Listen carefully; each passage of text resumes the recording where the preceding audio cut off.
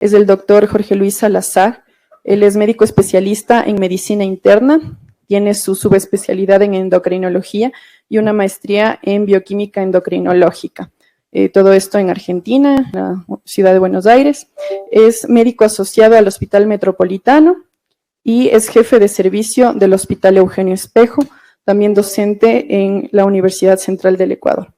Entonces damos la bienvenida al doctor Salazar para que nos ayude con esta charla sobre automonitoreo glucémico y variabilidad glucémica. Bueno, muchas gracias a la invitación de la directiva de la Sociedad Ecuatoriana de Endocrinología.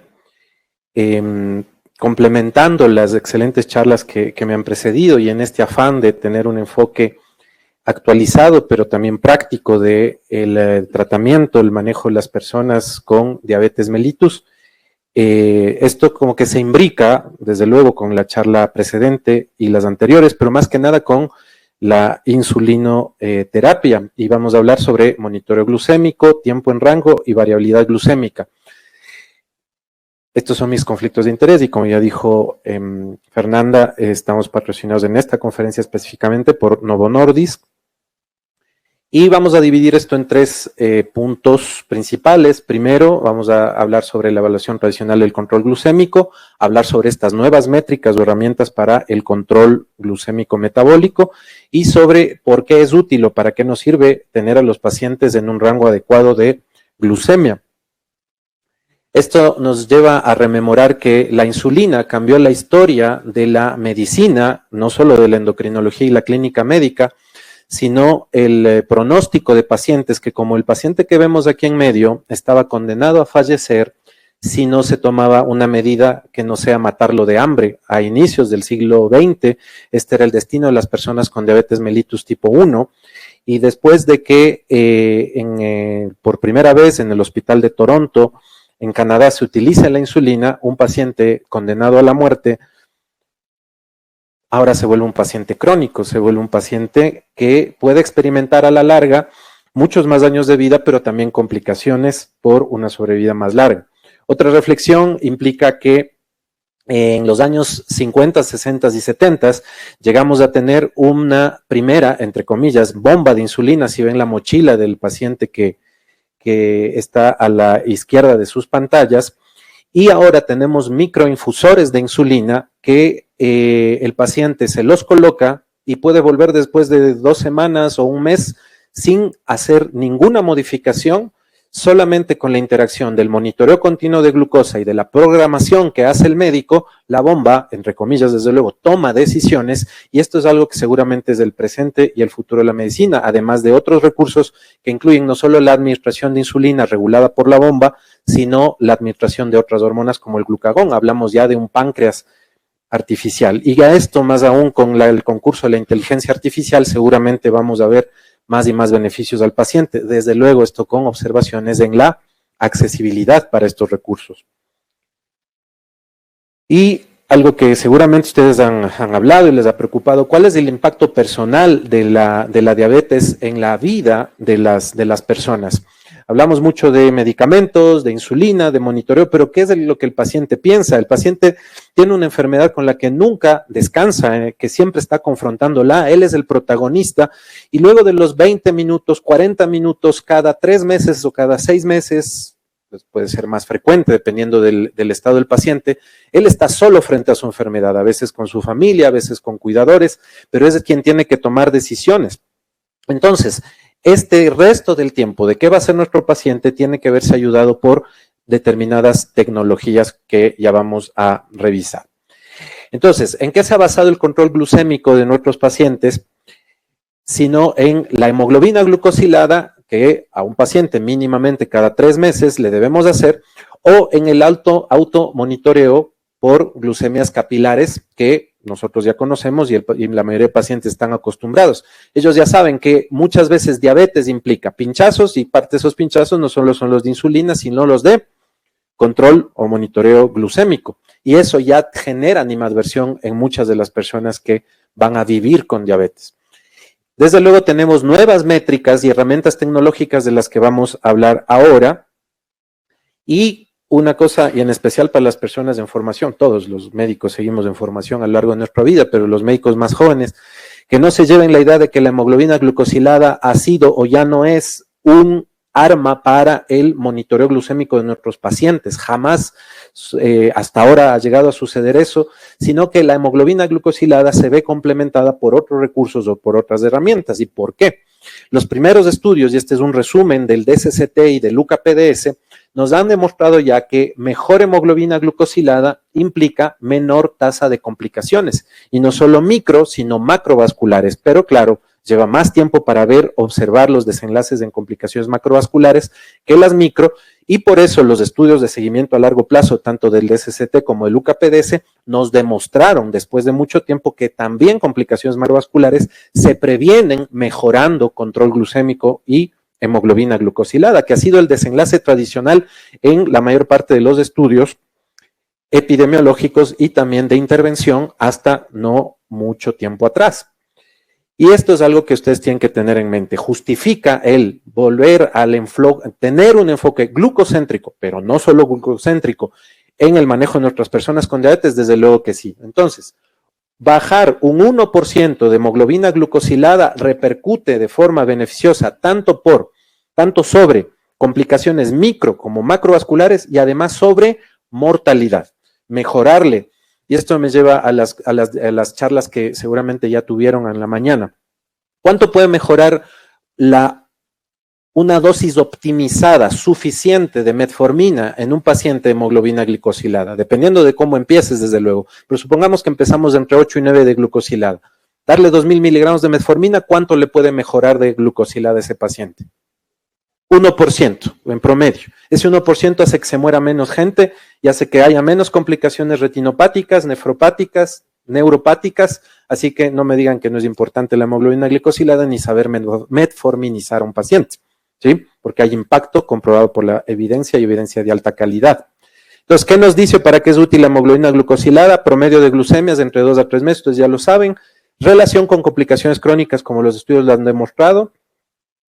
¿Por qué se puede afectar? Por una tasa de glucosilación no enzimática que puede ser variable entre las personas, por condiciones que afectan a la vida media de la hemoglobina o del eritrocito, por el embarazo, por enfermedad renal crónica. ¿Y qué no nos dice la hemoglobina glucosilada? No nos habla o no nos permite tomar decisiones en el momento agudo de hipo o hiperglucemias, con una variación en el tratamiento con insulina, por ejemplo. No nos dice tampoco sobre la variabilidad glucémica, con una gráfica que vamos a analizar más adelante. No nos permite detectar una falla terapéutica y hacer cambios rápidos en el tratamiento. Y esto es lo que explica el por qué la hemoglobina glucosilada no nos permite hacer esto. Es un buen marcador del promedio de glucosas en el mediano plazo, pero 2 pacientes, como podemos darnos cuenta aquí, en la línea roja, un paciente que anda muy mal en ciertos momentos, por arriba del tiempo en rango, que es un concepto que ya vamos a desarrollar, o por debajo del tiempo en rango, haciendo hipoglucemias o haciendo hiperglucemias, puede tener la misma hemoglobina glucosilada de 7.1 que un paciente que está más del 80% de tiempo en rango, ¿sí? Entonces, no es que es inútil la hemoglobina glucosilada, sino que tiene virtudes y defectos como todos los recursos diagnósticos. Es un buen marcador de complicaciones crónicas, pero no presenta una visión completa del perfil de glucosa y su variación o su variabilidad. En cuanto a estos nuevos recursos, entonces, vamos a zambullirnos ahora en estas técnicas para optimizar el control glucémico y que además se centran en la comodidad y seguridad de nuestros pacientes. Porque, y un concepto que tienen que tener en mente, es más variabilidad, más hipoglucemias también, más estrés oxidativo y más propensión a complicaciones micro y también macrovasculares. ¿Cuáles han sido las opciones que tenemos hasta ahora? Algunas, desgraciadamente, no las tenemos en el Ecuador. El acceso puede ser limitado en cuanto a costos. Y tenemos que medir la glucosa, lo podemos hacer en sangre o en el líquido intersticial, en el tejido adiposo subcutáneo. ¿Qué examen debemos realizar o qué exámenes realizamos para medir en sangre la glucemia en laboratorio, ¿no es cierto? La glucemia capilar en el dedito de los pacientes y en el líquido intersticial podemos tener un monitoreo continuo que le diga al paciente cada 3 a 5 minutos les llega una señal al celular de cómo están las excursiones de su glucosa Y eso lo puede ver el paciente, el cuidador y aún el médico a distancia, y esto existe. O un monitoreo continuo ciego. Usted le pone el monitoreo al paciente y le dice vaya y vuelva en 7 días. Y usted analiza en el 8º día retrospectivamente cómo estuvieron las excursiones de glucosa. Pero no puede tomar decisiones en tiempo real. Le sirve para ver qué pasó con el paciente en ese tiempo. Ambos existen. Y en cambio, este monitoreo continuo abierto puede ser intermitente, como el monitoreo flash, que no existe acá en el Ecuador, pero algunos pacientes lo logran conseguir y se lo traen, que implica que el paciente esté colocado en su brazo en general un sensor de la glucosa en el líquido intersticial, y cada vez que la persona pasa por encima o cerca del sensor un dispositivo glucómetro, el paciente tiene una medida. Ya esto es muy bueno. ¿Por qué? El paciente ya no se tiene que pinchar, o no se tiene que pinchar sino esporádicamente, y va a tener muchos monitoreos de glucosa al día. Y va a tener información además que le da el aparato y que se puede subir a la nube, también para que el médico la mire, de tiempo en rango y de variabilidad glucémica. Monitoreo flash. El monitoreo en tiempo real existe acá en el Ecuador, existe y lo vamos a mirar más adelante, y este es el que sí permite tomar conductas. Y si hay una tendencia de la glucemia que en la hora 13 está en 200 y en la hora 3:30 está en 120, el aparato puede darse cuenta, entre comillas, de que esa glucosa está bajando demasiado rápido. ¿Y qué va a hacer? Le va a advertir al paciente antes de que llegue a tener hipoglucemia inclusive. Y el monitoreo continuo, que está integrado a los microinfusores de insulina, que tiene virtudes parecidas, pero además se acopla a la infusión de insulina y puede enlentecer o variar el bolo o variar el basal dependiendo del monitoreo que tenga la persona. Ahora, ¿qué es lo que tenemos del día a día con nuestros pacientes que están en un amplio espectro de acceso a recursos, desde el hospital público hasta la práctica privada, hasta diferentes tipos de hospitales en donde algunos no tendrán glucómetros o no lo han tenido por muchos meses, otros sí lo tenemos y se lo podemos dar al paciente? ¿Cuándo hacer el monitoreo glucémico? Con una hemoglobina glucosilada que nos puede generar dudas, que esté cercana a 7, pero que el paciente esté desarrollando complicaciones. Con hipoglucemias moderadas a severas en forma repetida, el paciente puede tener el registro de algún monitoreo aislado, te puede decir, me levanto a la madrugada con mucha hambre, la pijama está toda empapada, la ropa de cama está, hay evidencias de esa diaforesis o sudoración excesiva, o el paciente tiene pesadillas. ¿Qué te está diciendo que pasa en la madrugada? Que probablemente hizo una hipoglucemia nocturna. Cambios en el tratamiento, para hacer cambios en el tratamiento cuando no estemos logrando conseguir objetivos. En diabetes tipo 1, desde luego, en pacientes de insulinos requirientes en forma intensificada, el monitoreo continuo, la glucosa capilar es mandatoria, y si se puede ser asequible el monitoreo continuo también. En patología aguda, cuando el paciente se interna, era un paciente tipo 2 bien controlado, pero se va a intervenir con una colecistectomía o ingresa por una neumonía, etcétera, le tenemos que hacer monitoreo hospitalizado. En embarazo y cuando existan sospechas de una alta variabilidad glucémica. Y aquí viene el tema del número de tiras. Nosotros normalmente damos 50 tiras a un paciente, pero si el paciente tiene que hacerse 4 controles diarios y alguno más si tiene hipoglucemias, por ejemplo, sensación de intercurrir con ellas a la madrugada, esas 50 tiras, ¿cuánto tiempo le va a durar? ¿Y cuánto debería durarle?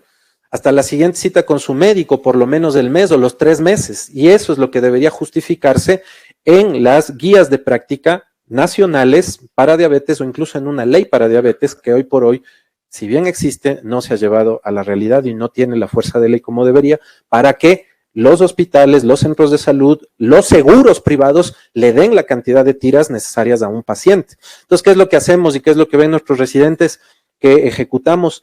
Predesayuno, un controlcito. Prealmuerzo en otro día, otro controlcito, el típico monitoreo escalonado. ¿Es mejor que la nada? Sí, pero muchas veces te salteas tanto los controles que no te da una idea real de cómo está el paciente excursionando su glucemia. Entonces, si el paciente está estable con insulina, puede hacer su monitoreo escalonado y darnos alguna ayuda. Si el paciente está con antidiabéticos orales, no es necesario hacer monitoreo. Algunos pacientes dicen, sí, yo me hago una vez por semana y para lo que contribuye. Si ese paciente está con metformina y un inhibidor de PP4, por ejemplo, y tiene hemoglobina glucosilada de 6.4, ¿para qué te sirve el monitoreo glucémico? Para nada, para gastar recursos y para estresar muchas veces al paciente. Entonces, tener una buena relación médico-paciente, explicarle en términos comprensibles que eso es un exceso, es lo adecuado, ¿no? ¿Y qué son buenos parámetros cuando utilizamos estos monitoreos? Que el paciente tenga menos del 10% de registros de glucosas de menos de 70, que no haga hipoglucemias de menos de 55, o que tenga menos del 20% de hiperglucemias mayores a 180.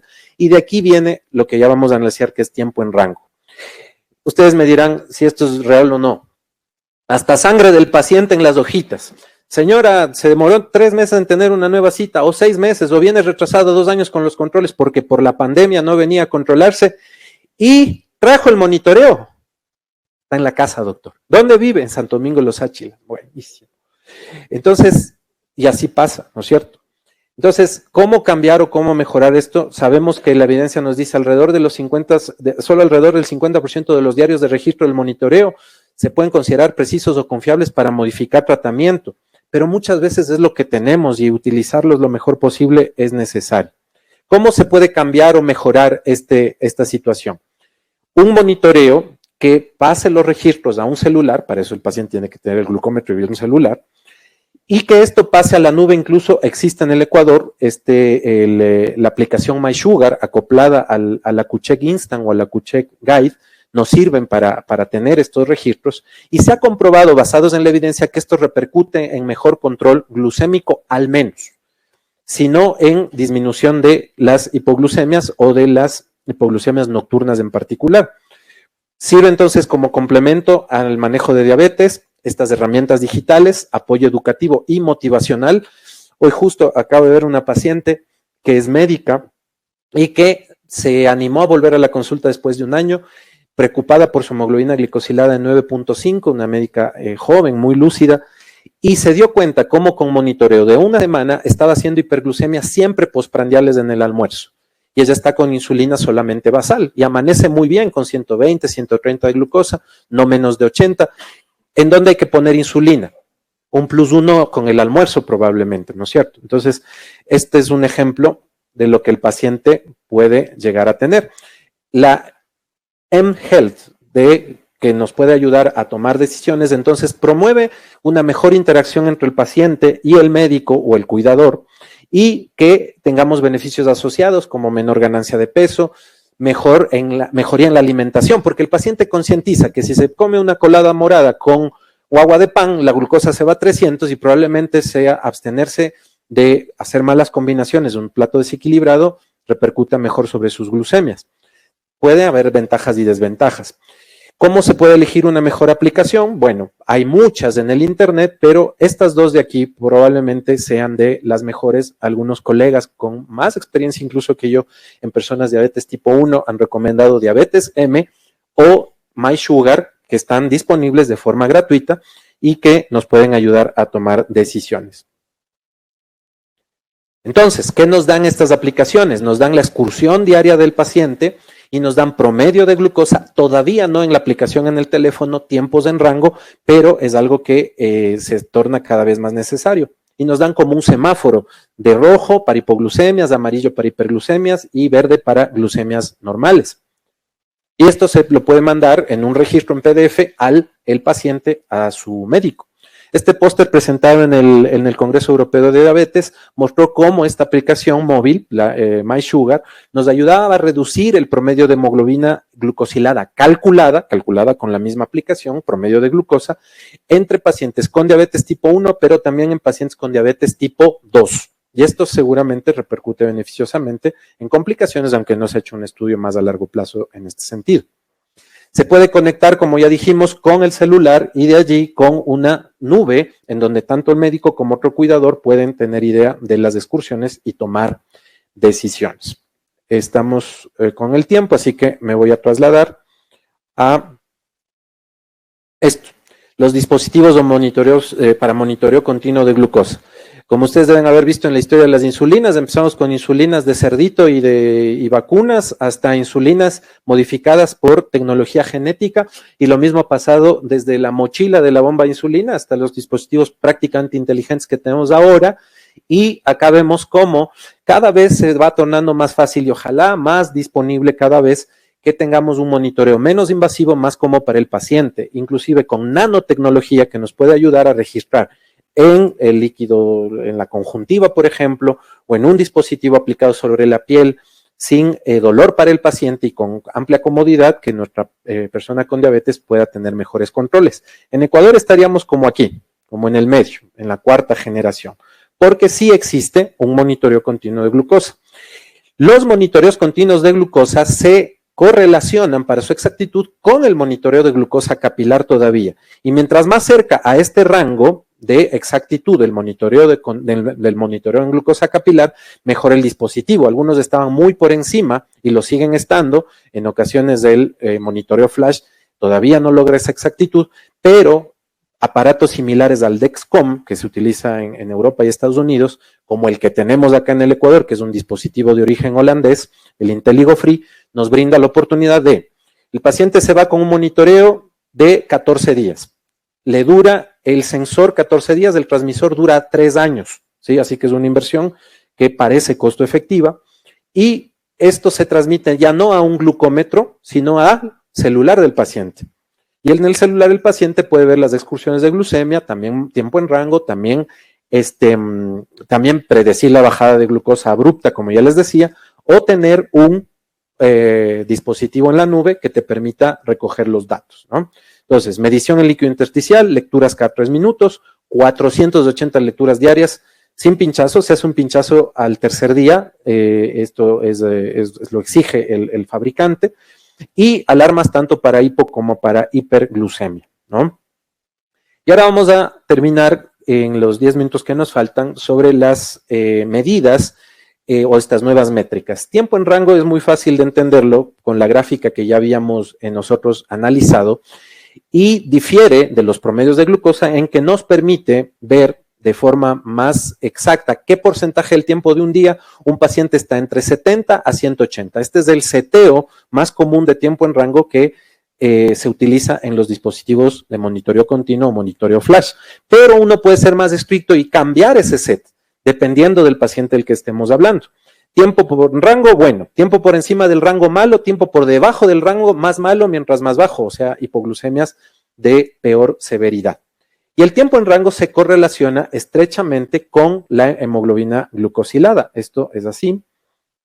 Y este es el conjunto de información que nos da el dispositivo que vamos a utilizar y vamos a querer que el paciente tenga más del 70% de tiempo en rango entre 70 y 180, menos del 4% por debajo de 70 miligramos por decilitro y menos de 1% con hipoglucemias que ya se consideran severas y que repercuten sobre desenlaces duros como mortalidad o incluso desenlaces cardiovasculares. Entonces no queremos que el paciente tenga menos de 1. ¿Y por qué nada? ¿Por qué no 0? Porque todo paciente que esté con insulina, con inyecciones o con pinchazos está en riesgo por el hecho de tener la insulina encima. Entonces se quiere lo menos posible de hipoglucemia. Y se es más permisivo con las hiperglucemias, pero se quiere llegar a objetivos. Con más de 180, menos del 25%, y con no más de 250, menos del 5%. Y esta es la gráfica tipo semáforo que estábamos contándoles. Pero además les da una idea de cómo excursiona la glucosa a lo largo del día, si el paciente come, si no come, si se pone la insulina, si se pone cuánta insulina o si hace actividad física, ¿sí? Y eso nos sirve para tomar decisiones, ¿no? Entonces, el tiempo en rango, igual que ustedes saben que la hemoglobina glucosilada tiene que individualizarse, el tiempo en rango también tiene que individualizarse para cada paciente. Para personas con diabetes tipo 1, tipo 2, el seteo que les acabo de contar. Para personas con alto riesgo de hipoglucemia, adultos mayores, personas o pacientes frágiles, somos más permisivos con hipoglucemia, es decir, somos menos permisivos con hipoglucemia y un poco más seteamos al alza el rango para hiperglucemia. En embarazo con diabetes tipo 1 hay pruebas de que debemos ser también más exquisitos, finos en el control del tiempo en rango y también puede ser en algunos casos para diabetes tipo 2 durante embarazo o diabetes gestacional. La variabilidad glucémica deviene o se relaciona íntimamente con el tiempo en rango. Son las excursiones glucémicas alrededor de un valor promedio y que nos llevan a hipo o a hiperglucemia. Y más variabilidad glucémica implica más probabilidad de hipoglucemia, ¿sí? como ya habíamos visto, el paciente que tiene 7 de glicosilada con el que también tiene 7, pero hace excursiones más abruptas. Esto se saca con un cálculo, el desvío estándar en sí mismo no sirve para nada, sino el porcentaje o el coeficiente de la variación, que es el que vamos a querer tener. Los monitoreos continuos de glucosa nos dicen cuánto tiene este paciente por encima de la cifra de 36%. Menor a 36%, muy bueno. Mayor a 36%, el paciente está inestable y va a tender a la hipoglucemia y al descontrol y lo que dijimos, estrés oxidativo y más complicaciones, ¿no? Esto se los calcula el dispositivo, pero también se pueden hacer cálculos en función de monitoreo de glucosas capilares. Ahora, ¿por qué hablamos de tiempo en rango? Es bueno tener tiempo en rango ajustado lo más posible a nuestros objetivos. ¿Repercute beneficiosamente sobre las complicaciones micro y macrovasculares? Sí, y esto tiene pruebas fehacientes. Por cada 10% de disminución de tiempo en rango se disparan más complicaciones retinopáticas, más microalbuminuria, riesgo de microalbuminuria por expresión de nefropatía y más riesgo de neuropatía. Esto está comprobado en estudios grandes, como este estudio chino, de 3,000 pacientes que se controlaron durante 7 años, con monitoreo de glucemias capilares de 7 puntos. Había que tener una medicina muy organizada y con muchos recursos para hacer un estudio tan grande como este, que no fue con monitoreo continuo, pero más tiempo en rango, menos nefropatía, más tiempo en rango, menos neuro y menos retinopatía comprobado. Me voy a saltar este estudio que se realizó en 6,000 pacientes con diabetes tipo 2 y con monitoreo continuo durante 10 años. ¿Qué pasó con todas las causas de mortalidad? Con más de 85% de tiempo en rango, había diferencias significativas que cuando el paciente estaba menos controlado. Pero no solo en todas las causas de mortalidad, sino en mortalidad cardiovascular. Esto está comprobado para tiempo en rango.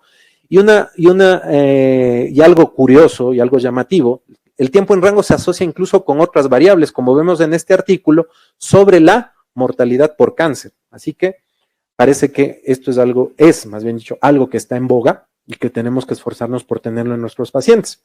Ustedes ya vieron esta grafiquita de los diferentes tipos de insulina, de acuerdo a su perfil farmacocinético, y les voy a hablar de algo que tiene beneficio. ¿Cómo llego a tiempo en rango? Mejor. Existen alternativas o recursos y en este caso un tipo de insulina con más estabilidad, con una farmacocinética que se adapte a las necesidades del paciente será mejor y el tiempo en rango será mejor. Por lo tanto, en este estudio, el Switch Pro, que se hizo en personas con diabetes tipo 2, implicó que haya más tiempo en rango y es que eso repercuta sobre diferentes variables, como por ejemplo el riesgo de hipoglucemia nocturna, pero en particular, el grupo de personas que estaba con insulina de Gludec versus el grupo de personas que estaban con insulina Glargina U100 tuvo mayor tiempo en rango que el grupo de personas con la insulina control, ¿sí? Entonces, este grupo de personas seguramente se vio beneficiado. Y cuando más había beneficio o mayor impacto era por la noche, era con el control del tiempo en rango nocturno. Esta gráfica surgió de un congreso para pacientes de español, en donde por esta aplicación para hacer encuestas del Mentímetro o la aplicación Menti se les preguntó qué opinaban ellos acerca del tiempo en rango. Y muchos respondieron cosas positivas, estabilidad, tranquilidad, buen control, glucosa estable, normalidad. Algunos pusieron por acá, si ven, obsesión. También una obsesión que puede ser buena con el control de sus glucemias, ¿no? Pues los pacientes también tienen una percepción positiva de esta nueva métrica. Debemos ver que esta triada debe cumplirse. Hemoglobina glucosilada adecuada. Coeficiente de variación menor a 36. Y lo menos posible de hipoglucemias. Esto implica menor tiempo expuesto a hipoglucemias y mayor tiempo en rango, como hemos mencionado, ¿no? Entonces, el tiempo en rango se correlaciona a menos complicaciones. Además, complementa el valor de la hemoglobina glicosilada y además tenemos que individualizar el control, el tiempo en rango al que aspiramos en nuestros pacientes. Y a un 5% de tiempo en rango mayor u optimizado se asocia a beneficios clínicos y 10% de tiempo en rango se asocia a beneficios en variables duras como complicaciones micro-macrovasculares e incluso mortalidad. Esta asociación entonces es virtuosa de educación a los pacientes, pero si un paciente tiene la mejor tecnología pero no está educado, no sirve para nada. Si un paciente está muy educado y carece de recursos, algo se puede hacer. Se puede implementar mejores recursos tecnológicos, cumplir las métricas de acuerdo a las guías, reducir complicaciones y aumentar la calidad de vida y un éxito tanto para la vida como para la calidad de vida de nuestros pacientes. Este es un artículo que, si quieren, les dejaremos la referencia, pero más y más recursos para aprendizaje de ustedes lo pueden tener en esta página patrocinada por Novo Nordisk, pero que les brinda información valiosa, recursos científicos para su práctica en el día a día. 29 minutos 49 segundos. Muchas gracias.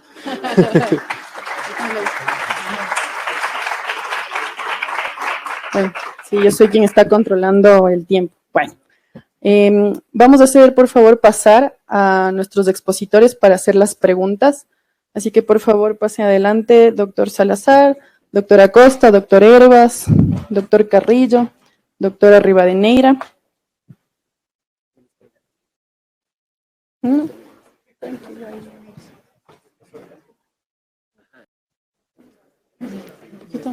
Si pueden acercarse un poco más acá, eso. Más que nada para que las personas que están conectadas virtualmente puedan verlos. Bueno, vamos a empezar con el auditorio, a ver si es que tiene alguna pregunta. Sí, ahí te pasan el micrófono. Bueno, buenos días con todos. Felicitaciones a todos los expositores, muy completo y beneficioso para nosotros. Bueno, una pregunta. Hay varios estudios que han realizado sobre la reversión de la diabetes.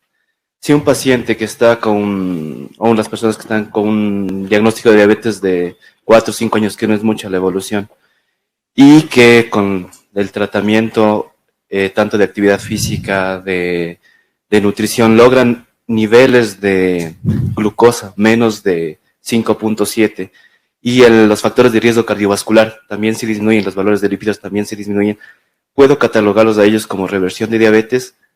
¿Cómo haría el control? ¿O metabólicamente la enfermedad no para y voy adelante?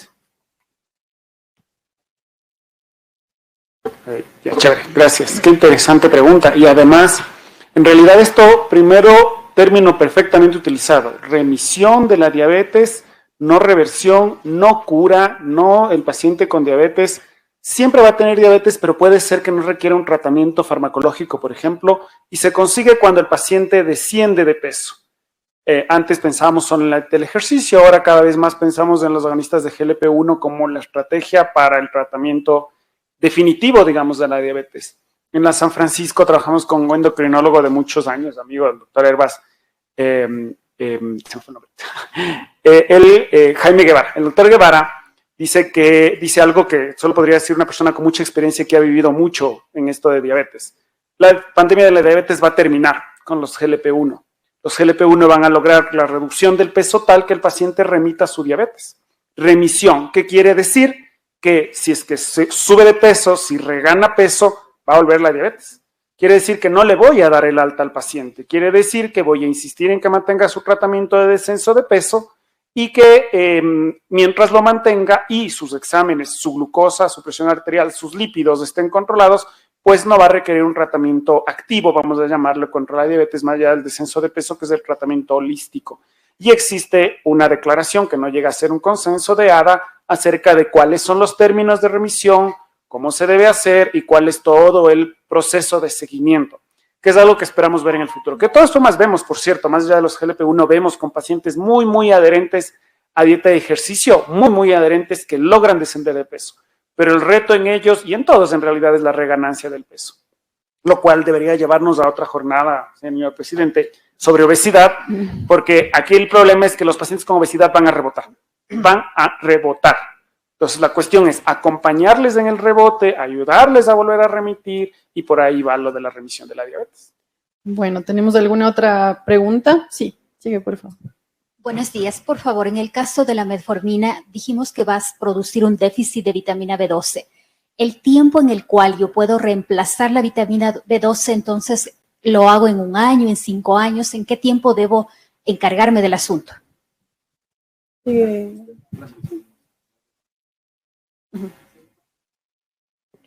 Bueno, buenos días, muchas gracias por la pregunta.